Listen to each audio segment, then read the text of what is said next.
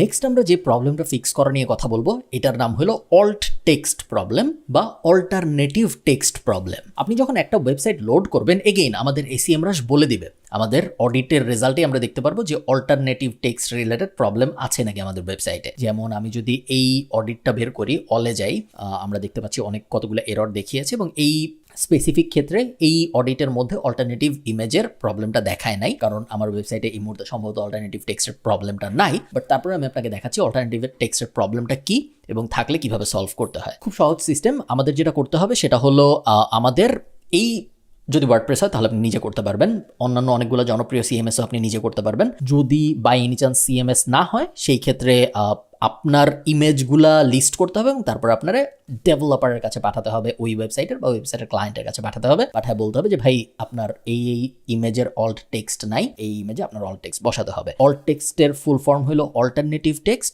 এবং আমরা যখন আমাদের ওয়েবসাইটে কোনো ছবি আপলোড করি তখন সেই ছবির পিছনে যে টেক্সট দেওয়া হয় সেইটাকেই বলা হয় অল্ট টেক্সট, কারণ গুগল ছবি পড়তে পারে না। তো আপনি যদি ছবির পিছনে টেক্সট না দেন সেই ক্ষেত্রে গুগল বুঝতে পারবেন না ওই ছবিটা কোন টপিকের উপর বা এটা কিসের ছবি। এবং গুগল যদি ওটা বুঝতে না পারে সেই ক্ষেত্রে এই পেজের স্কোর গুগলের কাছে একটু কমে যাবে, কারণ গুগল দেখতে পারবে ছবি আছে বাট ছবিটা কি জিনিস এটা গুগল বুঝতে পারবে না, যেটা খারাপ। সেটা আমরা কিভাবে সলভ করব? ওয়ার্ডপ্রেস যদি হয় আমরা সিম্পলি ওই পেজটা বের করব।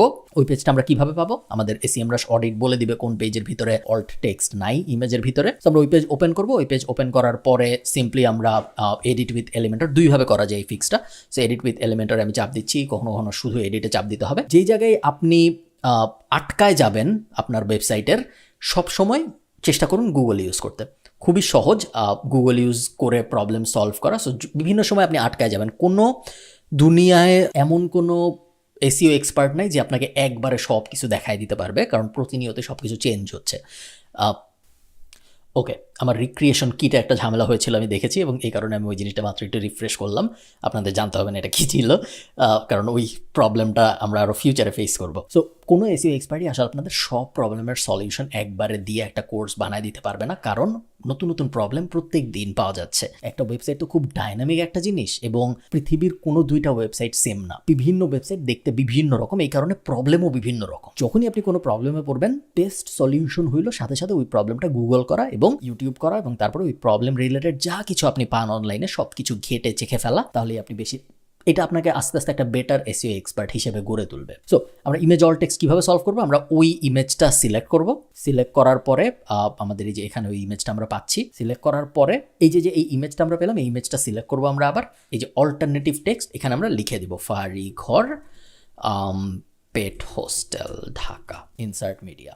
এভাবে আমরা প্রত্যেকটা ইমেজের ভিতরে অল্টারনেটিভ টেক্সট লিখবো, লিখে আপডেট ক্লিক করব।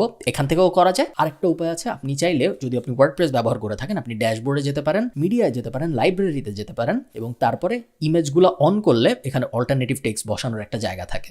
সো আপনি এখান থেকে সিরিয়ালি সব ইমেজে এক এক করে অল্টারনেটিভ টেক্সট বসাইতে যেতে পারেন। কেউ কেউ এভাবে করে, কেউ কেউ পেজ লেভেল ধরে করে। দুটারে কোনোটাই কোনো সমস্যা নেই। বাট দিন শেষে আপনার ওয়েবসাইটের যত ইমেজ আছে, যত আইকন আছে, যত লোগো আছে, সব কয়টার একটা করে অল্টারনেটিভ টেক্সট থাকতে হবে, যাতে করে গুগল কখনোই কনফিউজ না হয়ে যায় যে এই পেজে যে ইমেজটা আছে ওই ইমেজটা আসলে কি রিপ্রেজেন্ট করতেছে। ঠিক আছে? তো এই ব্যাপারটা মাথায় রাখবেন। এগেইন খুব বেসিক একটা ফিক্স বাট খুবই ইম্পর্টেন্ট।